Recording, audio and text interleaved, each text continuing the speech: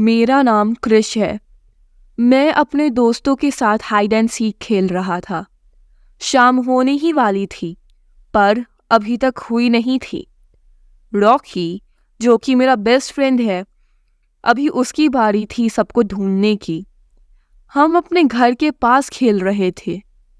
पास ही में एक घर था जहाँ कोई नहीं रहता था। वो घर सालों से खाली था और बहुत पुराना हो गया था। मैंने सोचा इस घर में छुप जाता हूँ। दुनिया का कोई भी बच्चा इस घर में मुझे ढूंढने कभी नहीं आएगा।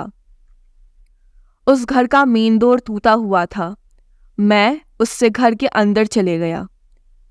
मैच तो देख के ही बहुत ज़्यादा चौंक गया था कि वो घर खाली नहीं है।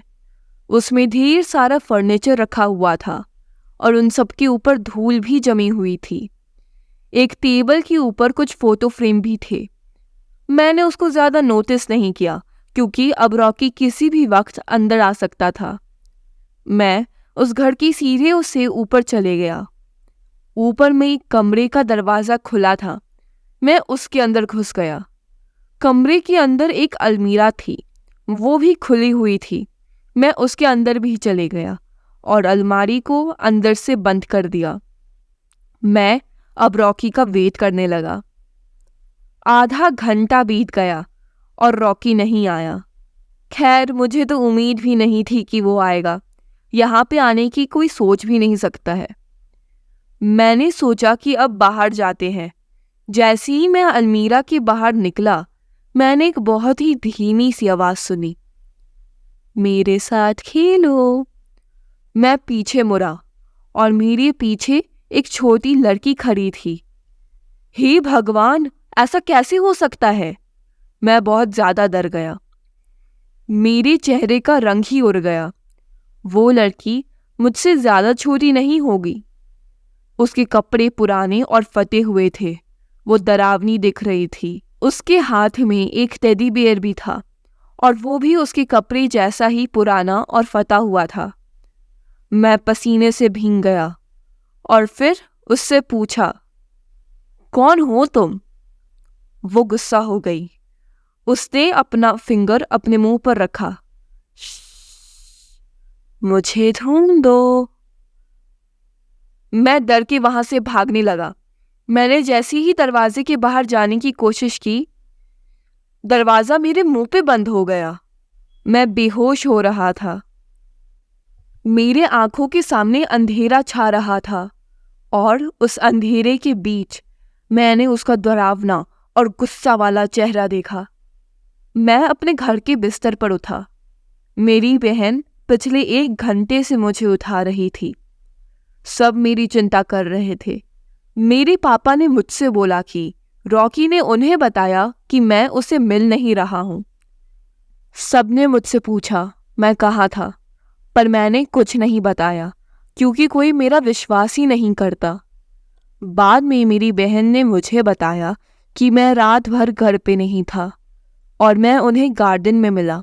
उस रात मैं सो नहीं पा रहा था क्योंकि किसी के चलने और दौड़ने की आवाज़ आ रही थी। मैं देखने के लिए बाहर गया और मैंने देखा कि हॉल में जो सेंट्रल टेबल था उसके ऊपर एक लड़की खड़ी थी। पहले मुझे लगा कि वो मेरी बहन है। अंधेरे में कुछ समझ नहीं आ रहा था। तभी वो आवाज़ आई, मेरे साथ खेलो। मैं समझ गया वो कौन थी। लड़की पीछे मुड़ी और उसने बोला, मुझे ढूंढो।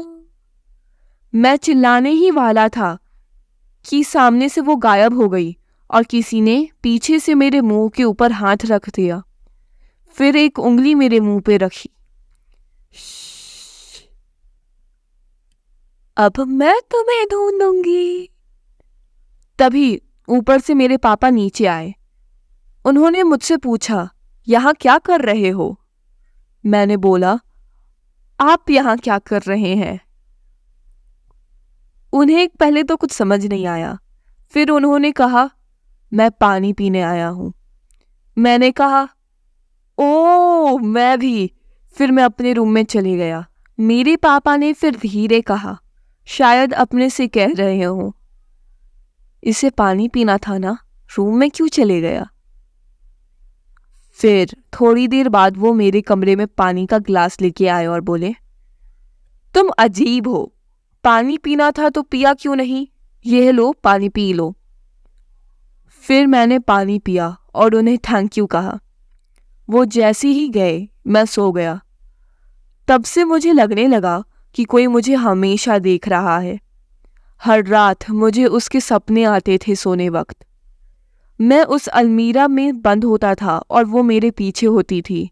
फिर मैं वहां से भागता और वो मेरा पीछा करती और फिर खून की आंसू रोने लगती और बोलती, तुम मेरे साथ क्यों नहीं खेल रहे, मेरे साथ खेलो, मुझे ढूंढो, कुछ भी बोलना नहीं। पर तब तक हर बार मेरी आंख खुल जाती। अब मैं कोशिश कर रहा था कि रात में नहीं बल्कि स्कूल में सो लूं।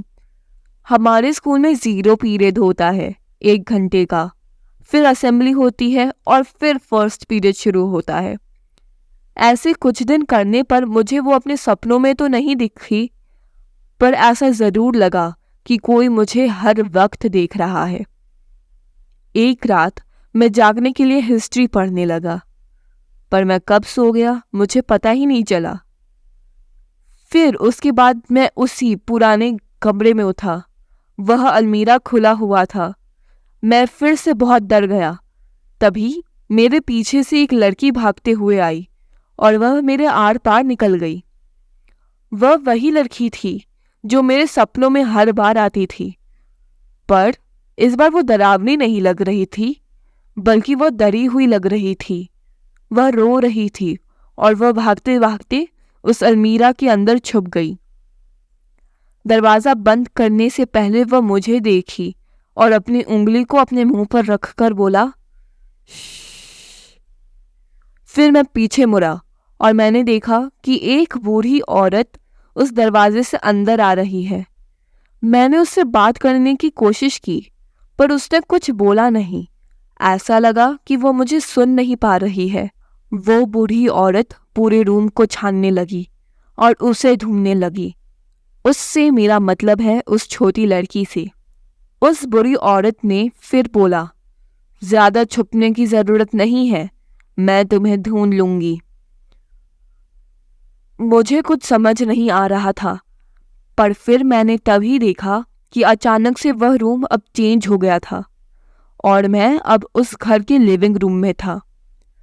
मैंने देखा कि एक कोने में वह छोटी लड़की रो रही है और वह बूढ़ी औरत उसके सामने खड़ी है और वो बोली, चलो एक गेम खेलते हैं, और ऐसा गेम खेलते हैं जिसमें सबको शांत रहना होगा।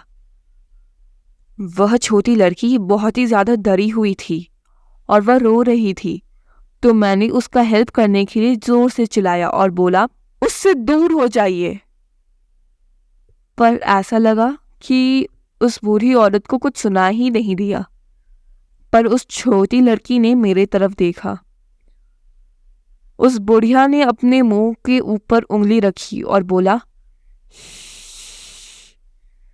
मैं तभी उठ गया। मैंने उसके बाद वो लड़की को कभी नहीं देखा। मैं इस लड़की के ऊपर रिसर्च करने लगा। मुझे पता था कि वो मुझे अपनी कहानी बताने की कोशिश कर रही थी। बाद में पता चला कि वो घर उस बूढ़ी औरत का था और वो अपनी पोती के साथ रहती थी। अचानक एक दिन वो लड़की हाइड एंड सीक खेलते खेलते ऊपर वाले फ्लोर से नीचे गिर गई। यह पता चला कि वो लड़की अपनी दादी के साथ हाइड एंड सीक खेल रही थी और तभी दोनों ने साथ में कहा, छोटी लड़की ने कहा, मुझे ढूंढिए। तब से मुझे वो कभी भी दिखाई नहीं दी। तो कैसी लगी आपको ये कहानी? Do comment down below.